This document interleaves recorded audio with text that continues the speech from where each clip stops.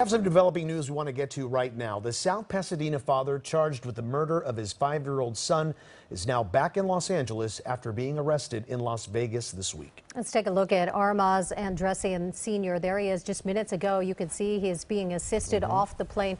This is at Long Beach Airport. It appears that he has shackles around his hands. Again, he is a murder suspect now. His 5-year-old son disappeared back in April. The body has not been found, but the prosecutor says she believes, the district attorney here in LA believes that they can get a guilty verdict in this case. So he is back in the LA area right now. Earlier this week, he said he would not fight extradition.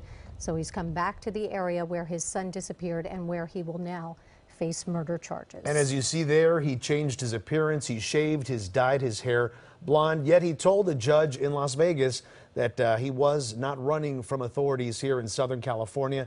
But as you see there, he is now back in Los Angeles in the Long Beach area right there, back to face justice.